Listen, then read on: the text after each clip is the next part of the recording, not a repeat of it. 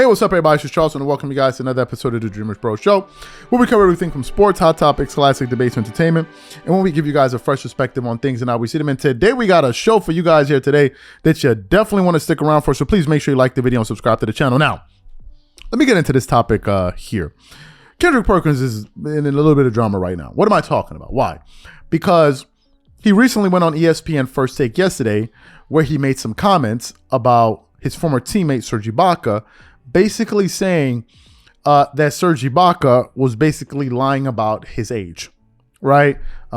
Saying that he, at the time, saying he was 21, but in fact, he was 30 years old. And then what happened? Serge took to Twitter to basically respond to what Kendrick Perkins had to say publicly. And then Kendrick Perkins went back at Serge Ibaka for saying that about him and basically saying, hey, listen, bro, I know what you were doing in the locker room. You know I know it, so don't make me put your business out there, et cetera, et cetera, et cetera, et cetera. And that's what those things kind of, that's where that situation is currently. Now, yesterday, on the same ESPN First Take, he was there with JJ Redick, right? And they did a great job together.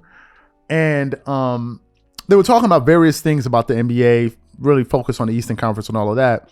And it came a moment when they were talking about Philly and Doc Rivers and all of this.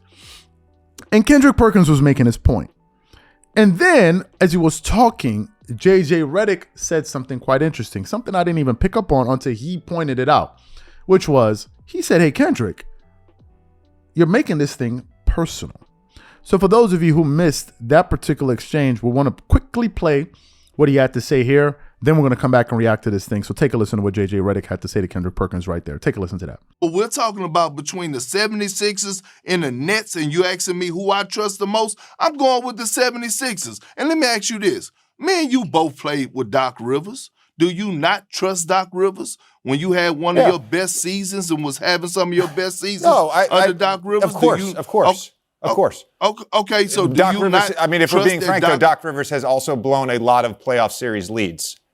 So he's the only coach to do it more than once, and he's done it 3 times in terms of having a 3-1 lead. And that's not on him. That's on the players, too. I was part of one of those. It was on me, too. I'm not blaming Doc. I mean, to be honest, he just didn't have them.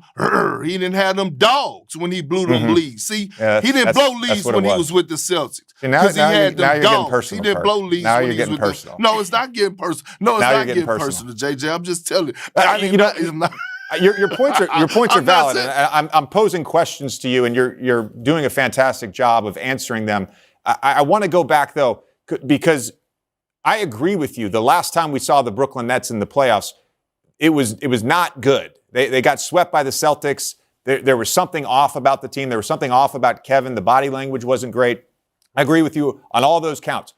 You have to admit though, that the version of the Brooklyn Nets that we thought we were going to get over the last 2 seasons, we are seeing that version right now under Jacques Vaughn over these past 25 games. So you heard what JJ Redick had to say to Kendrick Perkins right there. Now, JJ was very astute to pick up on that because I didn't pick up on it listening to it. I wasn't looking at it from that angle. But I think what he picked up on is one of the things that causes a lot of athletes to constantly have disagreements with people in the media. What is that? I think a lot of athletes out there, and who knows, maybe we have some athletes watching the show, who knows? But I think a lot of them feel like, listen, if you want to criticize me, have at it. If I play terrible, have at it, right? If I'm not doing well, have at it. But the moment you cross the line, and by the way, it's worth saying that there's some athletes, that even have a problem with that, which is nauseating because you have some cats that only want you to say nice things about them. That's where you part ways with me when it comes to that type of stuff. However, I think the majority of them feel like if I'm performing or underperforming and not playing up to my potential and ability, call me out on it. Have at it. But the moment you now start making personal, taking personal shots at me, you now cross the line and we now go into murky waters. And I think in that particular, for that particular argument, they absolutely have a point. And I think that was something that JJ Redick in that moment was able to pick up on. Now, I think the reason that JJ Redick was able to pick up on that was because of his mental disposition. JJ Redick is in certain ways, he's the voice of players on big media. He comes to the defense of players, which is fine. The only thing is, though, when it becomes your calling, like when that's what you're all about and you're afraid to say it, call things like they are, call it down the line, then I think that's where, you kind of have a disagreement. You may lose some people with that, but I understand that, and maybe that was the reason he was able to pick up on it, because I didn't pick up on my particular job here is just to be beholden to the audience, right? Because we're not going to have that benefit of the doubt. They see us there twerking it up and down or whatever it is, they're gonna call us for it, and we try to be as fair as we can. But nevertheless, we're still human beings, and there are people that still call us out on our incongruities from time to time. So it's fine. I understand that. But I think that particular thing that JJ Redick addressed with Kendrick Perkins, like, hey, wait a minute, you're crossing the line. I think this is at the heart of a lot of the disagreements and disputes that athletes have with people in media. I think right there is the issue, right there. Now, the question then becomes, how do you combat this? It's very hard, especially when you're doing this on live television. Because again, when you're on live TV, the number one thing in the back of your mind, I believe, is that you want to perform to keep ratings going, because, these guys are constantly getting information on how they're doing them from segment to segment and all of these different things. I think they're getting numbers in real time. So I think that is what is at the back of their mind. And in an attempt to do that, sometimes they may cross the line and then start taking personal shots. Now,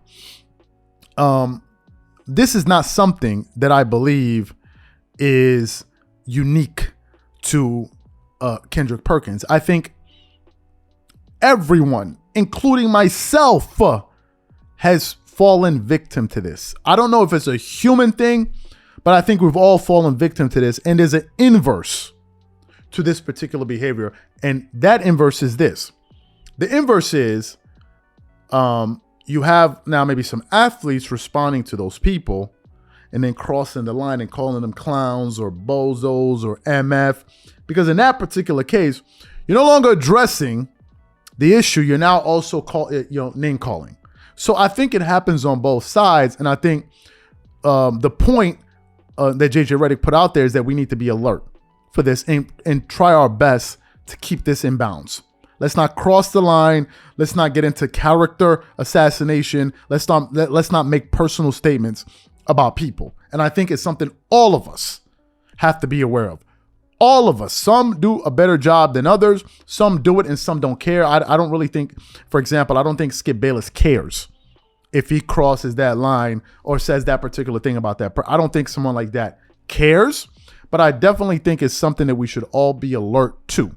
And I think that was a positive thing in that moment that JJ Redick pointed out. So these are my thoughts and opinions on that particular exchange. What I want to know from you guys is, what is your takeaway from what JJ Redick had to say to Kendrick Perkins there about this particular point that I tried to make in the show? Whatever you guys think, leave your thoughts and comments in the comment section, and we catch you guys on the next episode. Peace.